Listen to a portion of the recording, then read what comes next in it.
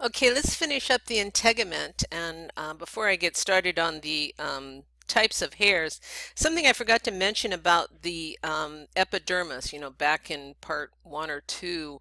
The epidermis responds to a compound called epidermal growth factor, which is kind of interesting, produced by your salivary glands in your duodenum.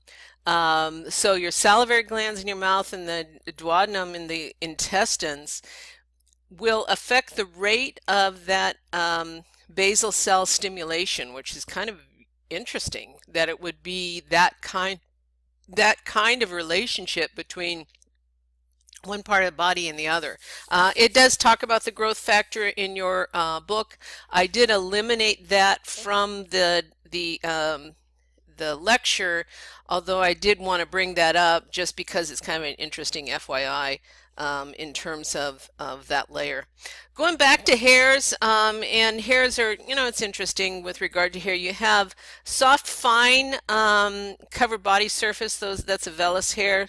Those are the kind of hairs we see in a newborn, but we also have them as adults, and you sometimes see them on certain people, particularly around the area where the forehead and the hair meet. And then you have these terminal hairs that are the heavy, the pigmented. They are found in the head, the eyebrows, the eyelashes, as well as other parts of the body after puberty. You can find a mixture of both hairs, but generally, say the hairs on your arm generally are the vellus hairs. Um, the color is produced by melanocytes again at the hair papilla, and that's determined by your genetic makeup. So the melanocytes are at the hair papilla, and here you have a picture, actually shows the artist rendition of a hair. We will have many more images of hair follicles. I can refresh your memory with regard to where those melanocytes are found. The smooth muscle erector pili or erector pili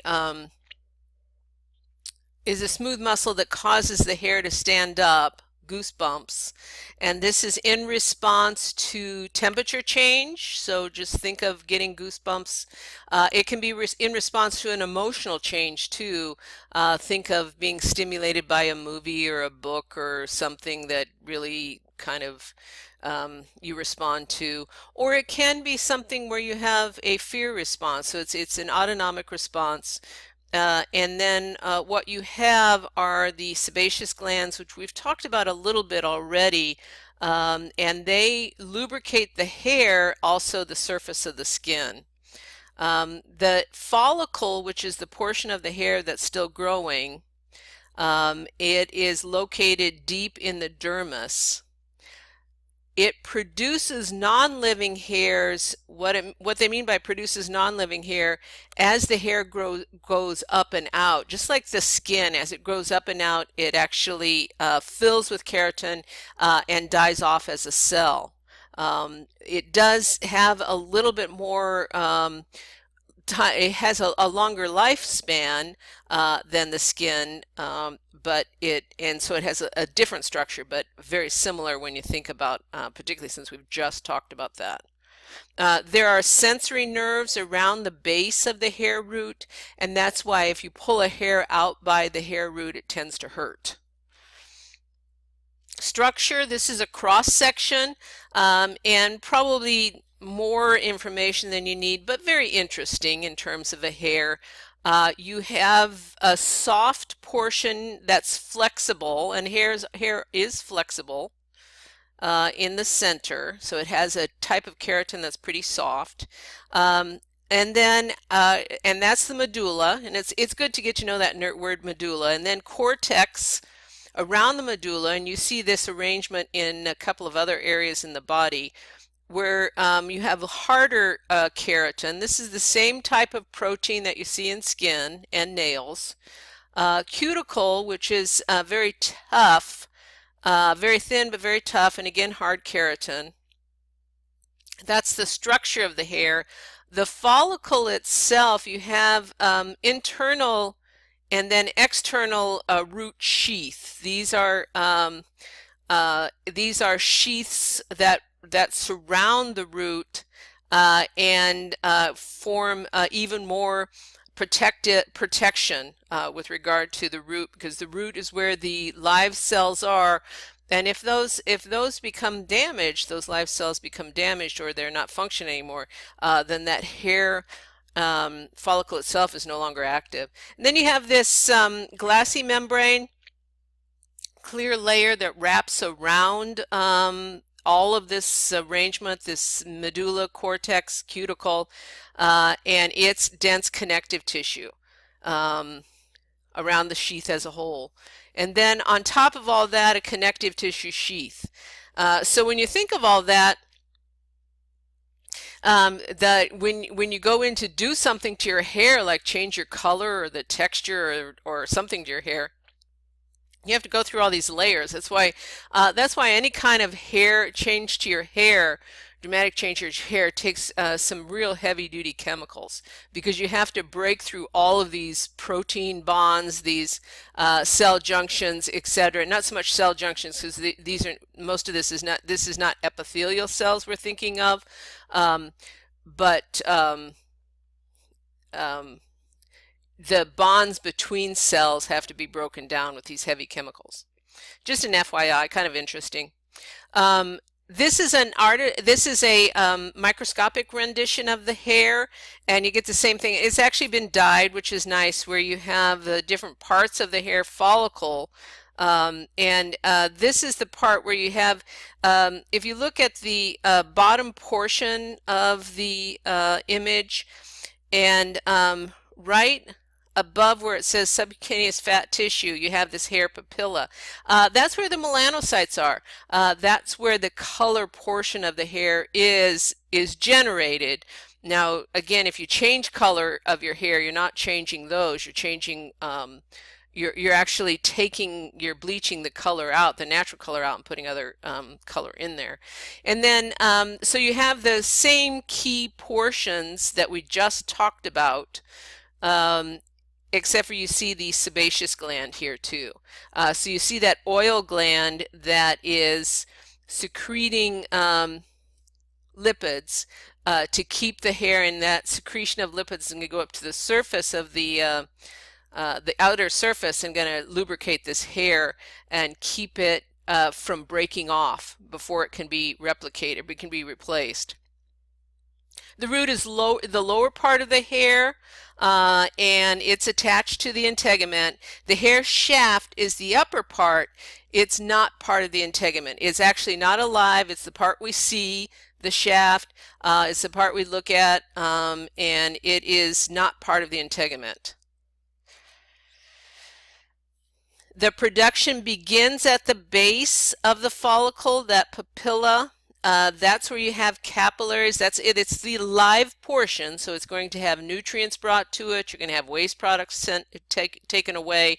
That produces the hair matrix. That's where you have your dividing basal cells that produce hair structure and pushes up and out. Just like, it's kind of the same, as I said, it's the same arrangement as skin, where you have the layer that is most internal is the layer that's alive, that's replicating and pushing the rest of it out.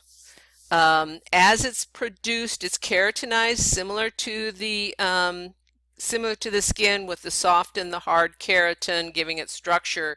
And this is kind of a repeat of what the other slide, only this is a sagittal section, where you have the medulla as the central, the cortex the middle layer, and the cuticle as the surface layer, then covered with connective tissue. That's a lot of structure there for that hair. The types of glands in the skin, this is a little bit of review of chapter 4. You have sebaceous glands, which are holocrine glands. Remember, these are the ones that burst open and are replaced. And two types of sweat glands. You have apocrine and eccrine glands.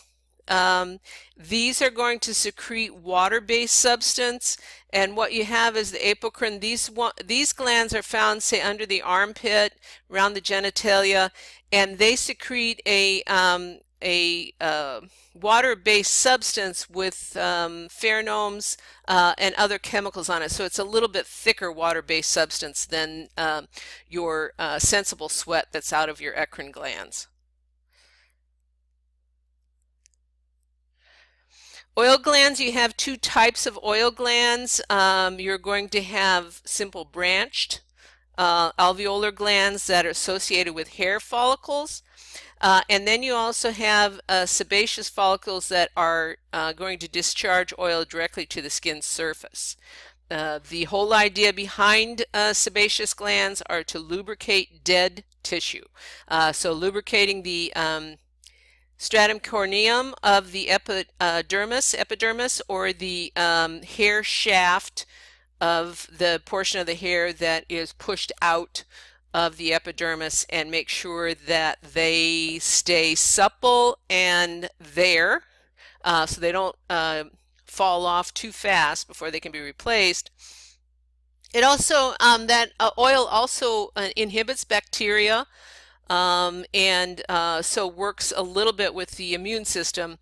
The other thing about the skin surface is it's dry on purpose. Something that's dry in comparison to, so dry is the cells have dehydrated, doesn't have the ability to promote bacterial cultures, less likely, and this is on a microscopic level. And I'm not talking about dry as in you just got out of the shower and you toweled off.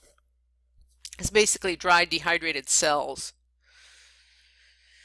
The this kind of repeats what I just said, because I forgot this was coming up. But anyway, with the apocrine sweat glands, armpit, around nipples, groin, with these you have a little bit of a more I guess it's a coiled arrangement of this particular gland. This is still considered simple, but simple coiled. And so it's a little bit more sophisticated, and you do have a slightly different secretion, a cloudy secretion. And because of the added chemicals, this is where you get the odor. This is where you can have the odor associated with this particular sweat that you don't necessarily have associated with the eccrine sweat, the sensible perspiration. So two types of glands. They do have, these glands have a response, a hormonal response, and also a nervous signal response. So just think of the last time you were nervous, even though it wasn't cold, you were sweating under your armpits just because it's a nervous response. So this sweat can be nervous or hormonal. And then the eccrine glands, these are the glands that help you with your temperature, your thermal regulation. They secrete water, electrolytes, flushes out microorganisms and harmful chemicals. So these glands, the production is secreted directly to the surface of the skin, as with the apocrine glands, but particularly on the palms and soles of the feet, these and everywhere. But this is where your perspiration is made, your sensible perspiration. We think of this as regulating your body temperature. This is what you see when it gets hot out and you sweat, and then you come in and you stand in front of the fan and it really cools you down. Other glands are your mammary glands that produce milk, your ceruminous glands that produce cerumen, otherwise known as earwax, to protect your eardrum. And most glands are controlled by the autonomic nervous system, sebaceous and apocrine glands. And then the eccrine glands or merocrine glands are controlled independently based on need, on thermal regulation. So the autonomic nervous system is going to control your sebaceous and apocrine glands, and your independently based on need your eccrine glands or your merocrine glands. And that's the end of that one.